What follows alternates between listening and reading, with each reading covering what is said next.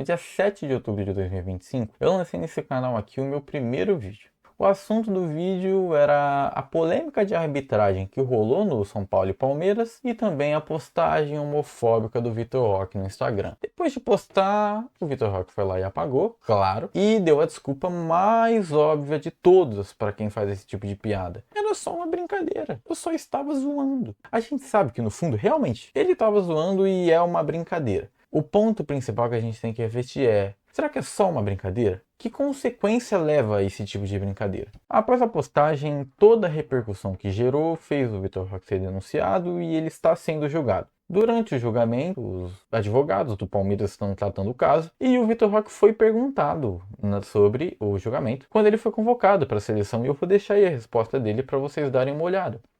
Não, a cabeça tá tranquila. Não, acho que não vejo para uma suspensão, que nem eu vejo muitos falando. Uma conversa educativa aí, acho que já é válida. Mas também queria falar que não foi nada por esse lado que muitos estão falando, por homofobia, nada. Foi só uma brincadeira ali que na hora eu postei, isso é maldade, mas estão levando para outro lado já. E quem achar isso, peço desculpa já de antemão. E não temos ser não, porque eu acho que os advogados do Palmeiras já estão trabalhando também. E espero continuar ajudando o Palmeiras da melhor forma possível.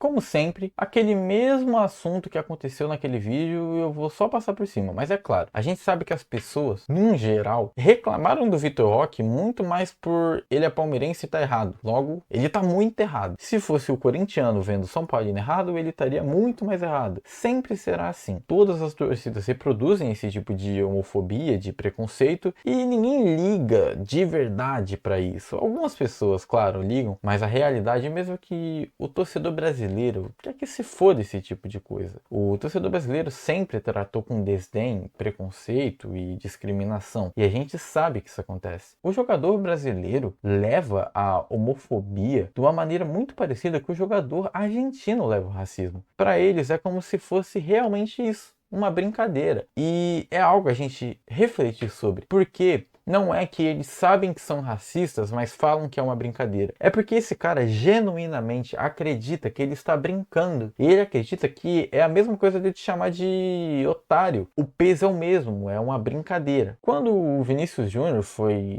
vítima de racismo, a gente via vários brasileiros tratando aquilo como o Vini é o culpado. O comportamento dele em campo faz as pessoas tratarem ele daquele jeito. É algo totalmente louco, porque é como se eu pudesse te chamar de macaco porque você é folgado. O brasileiro compreende que certas atitudes provocam reações e você tem que não ter essa atitude para não ter essa reação. E tudo isso que eu tô falando evidencia algo que para mim é claro. O torcedor brasileiro vê a piada homofóbica, a piada com o LGBT como uma bobagem, como assim, cara, é só uma brincadeira, para de ser chato, tá ligado? Ele vê aquilo como um mal do mundo moderno. Ah, mano, hoje em dia é muito mimimi. Esse é o pensamento do torcedor médio brasileiro. Mas eu gostaria de convidar aqui a fazermos uma reflexão, pô. Será que é a CBF que tá woke? Será que a agenda woke chegou de vez no futebol brasileiro? Vamos dar uma destrinchadinha nisso, vai. Eu vou trazer alguns dados aqui que eles são um pouco pesados, mas eu queria primeiro trazer dados maiores pra gente refletir sobre esses dados em dados menores. Primeiro, eu quero aqui falar para vocês o dado de 2023. O Brasil registrou 257 mortes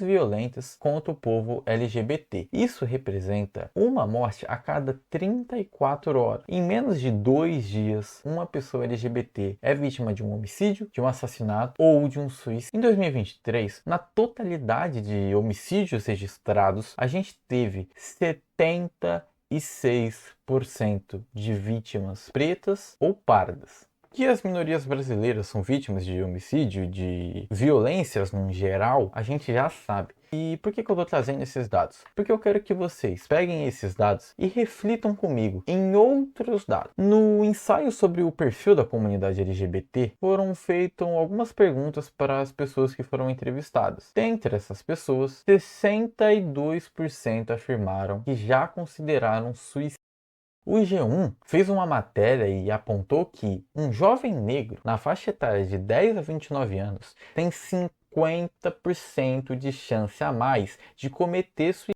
que um jovem branco na mesma faixa etária. Entre a população trans feminina, apenas 4% está em um trabalho formal com possibilidade e chance de evoluir na carreira. Enquanto, isso que é o dado mais alarmante, 90% das mulheres trans têm como fonte de renda primária a prostituição. As maiores vítimas dessa violência contra o povo LGBT é uma violência que traz algo que está meio nas entrelinhas, mas é algo que eu chamo de misoginia enraizada. O Brasil tem um problema de misoginia que é refletido até na violência ao povo LGBT. Os dois grupos que mais morrem, que mais cometem suicídio e que mais são assassinados no Brasil são gays e mulheres trans. E aí eu te faço uma pergunta. Qual é o homem cis que mais se assemelha a uma mulher? Que mais tem características femininas, vamos dizer assim. Você pode considerar que na mente desses doentes, sem dúvida, é o homem gay. E qual é o homem biológico que mais tem características femininas? A mulher trans. Não ironicamente, homens trans sofrem menos violência que mulheres trans, porque eles parecem homens. Na visão desses caras, eles são homens, né? Não quer dizer que eles não são, mas eu tô falando na visão do cara que tá fazendo a loucura. E o gay, pra ele, também é como se fosse uma mulher. A ideia total é, todo esse preconceito com os LGBTs tem em sua base, na estrutura dele, a misoginia e o machismo. O homem hétero, que é homofóbico, ele é homofóbico porque ele é machista e misógino. Outro dado interessante que a gente pode ver, que não tem a mesma disparidade, mas também é verdade, é que a maioria dos assassinados e dos que cometem suicídio entre os LGBTs são pretos e pardos, mostrando que esse problema também tem uma raiz na escravidão. Esses dados fazem a gente reparar que o que aconteceu lá atrás, de alguma maneira, impacta no Vitor Roque hoje está sendo homofóbico e está falando que a homofobia dele é uma brincadeira. E a gente tem que compreender como que isso impacta. Por que que a minha homofobia e o meu racismo têm raízes em coisas de quando nem o meu bisavô era vivo. E eu te explico. Acontece que é normal pessoas que não têm tanto acesso à informação reproduzir estereótipos, reproduzir ideias que são dominantes, que sempre vão estar ali. E isso é literalmente o nome do que eu estou falando. O que o Vitor Roque está reproduzindo é um pedaço da ideologia dominante. É a maneira de se pensar que as pessoas que são os poderosos da vossa sociedade gostariam que pensássemos. E aí você vai falar para mim, pô, Nico, você tá brincando, cara. Você tá falando para mim então que o Jorge Paulo Lemin não gosta de gay, por isso que eu sou homofóbico? Não é tão direto assim, mas eu vou te explicar o porquê. Primeiro, faça uma reflexão rápida sobre quem são os poderosos. São pessoas brancas, héteros e cisgênero. E quem são os fudidos? É o contrário disso. São mulheres, são pretos, são pardos, são pobres, são gays, são pessoas trans. Essas pessoas estão à margem da sociedade. Quando a gente diz que elas são minorias, não necessariamente é em números. Por exemplo, existem mais mulheres que homens e mais negros do que brancos. Mas é uma minoria de poder, de chance de sobrevivência. Não é e nunca será uma coincidência existirem piadas discriminatórias com mulheres, com pretos, com gays e com trans e pessoas pobres, mas nunca ter essas mesmas piadas com homens, com brancos, com cisgêneros e com héteros. Acontece que isso ocorre porque a classe que nos domina, a classe que detém o poder e o dinheiro, são essas pessoas. Se algum dia você viu um negro como inferior, ou você zoou um negro como inferior, ou um gay como inferior, e você nunca refletiu do porquê você nunca fez isso com um hétero como inferior, ou como um branco como inferior, tá aí a sua resposta. A gente nada mais é do que uma soma de acontecimentos da nossa vida que resultam no ser humano que a gente é. Por termos uma influência direta da classe dominante na nossa vida, seja por falta de condições ou seja por maneira de pensar, a gente acha que os nossos pensamentos são autênticos. A gente construiu as piadas que a gente faz, mas não, a gente reproduz uma ideia. Eu vou te fazer um paralelo para você compreender o porquê que esse tipo de piada do Vitor Roque é sim danosa à sociedade e não é uma mera brincadeira. Você que gosta aí de economia, você sabe que se hoje eu colocar R$ 20 na renda fixa de 110%, daqui muito tempo eu não vou ter milhões de reais, eu vou ter pouquinho. Mas daqui muito tempo eu vou ter muito dinheiro. Por quê? É exponencial. O preconceito é exponencial. Quando eu reproduzo um preconceito para você, você aprende. Você vai lá e reproduz para outra pessoa que não sabia. Ela aprende. Ela reproduz. E isso vai se repetindo. É cíclico. Isso vai se repetindo. E aí, o torcedor do Palmeiras, novo, que vê o Vitor Roque como ídolo, vai falar: ah, então o São Paulino é viado, o São Paulino é Bambi. E ele vai reproduzir. E ele vai chegar na escolinha dele e ele vai reproduzir. E aí o moleque vai chegar na casa dele e ele vai reproduzir. Ele chega em casa e reproduz. E aí o que o pai dele faz? Aprova, valida. E o que acontece? Pronto. A gente criou na cabeça de uma criança o estereótipo de que o São Paulino é viado. Eu acho que agora deu pra gente compreender melhor como uma mera brincadeira pode virar um grande problema, que é o que acontece. Quando a gente fala de preconceito falado, esse preconceito mais velado, mais estrutural, ele é menos danoso à primeira vista, mas a verdade é que ele é o pior dos preconceitos, porque é ele que faz os negros e os gays serem os que mais se suicidam, os que mais têm depressão, os que piores recebem, os que piores moram, os que piores vivem, os que piores sobrevivem, os que fazem as coisas mais humilhantes que o ser humano é capaz de ser submetido a fazer, estão nessas posições por causa de ações do passado, porque em algum momento, em um bom momento, os negros e os gays e os travestis foram subjugados e submetidos à escória da sociedade. E reproduzir esse tipo de pensamento, mesmo que seja só uma brincadeira, influencia nisso.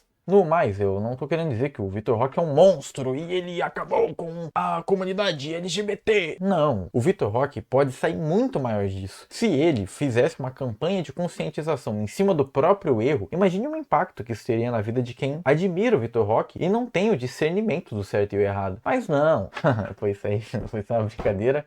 Não, eu não tenho medo de ser suspensa porque os advogados estão trabalhando. Então, assim, é lamentável. A gente repara que pessoas que têm dinheiro e possibilidade de estudo ainda assim são ignorantes e não se preocupam em evoluir. E mesmo depois de ter visto o que fez, ter errado, ele vem e erra de novo. É meio inadmissível mesmo, mano. No mais, eu quero relembrar que não é só o Vitor Roque que tá à mercê desse preconceito enraizado e estrutural da sociedade. Todos nós estamos. Eu estou e você está. E o preconceito enraizado, ele não é para você cometê-lo e se achar um monstro, ou pior, não se achar um monstro. É compreender que os preconceitos estruturais, eles vêm de um lugar em que não é o indivíduo ocupado, e o indivíduo, ele é parte de algo, ele é parte de uma estrutura, ele nada mais é do que um reprodutor de uma ideia que está intrinsecamente conectada nessa estrutura. Então, óbvio, nós como seres humanos comuns somos sim vítimas do preconceito estrutural, seja cometendo ou seja recebendo, mas a gente precisa compreender que para pararmos de ser preconceituoso, primeiro a gente tem que reconhecer que somos, e compreender o que é um preconceito estrutural abre os nossos olhos sobre essa questão. No mais, eu gostaria de agradecer por quem está vendo ainda. Esse vídeo deu um pouco de trabalho, eu tive que coletar os dados e tal, fazer a edição, mas eu espero que vocês tenham gostado. E eu espero também que o Vitor Roque tenha um amigo para falar: ô, neguinho, tá falando bosta, hein, pai? Corre que eu te ensino. Vem cá, cara aí. Não, relaxa, eu vou te mostrar aqui que você é burro. Mas não vai ter. Quer jogador de futebol? Jogador de futebol quer que se foda. Quer mulher loira, quer praia e quer fazer o que quer. Jogador de futebol é que nem rico. Eles se sentem super-heróis. Eles sentem que eles não têm obrigações morais e nem sociais. No mais, é isso. Falei demais. Peço que vocês tenham paciência comigo e espero que tenham gostado. Um beijo. Valeu!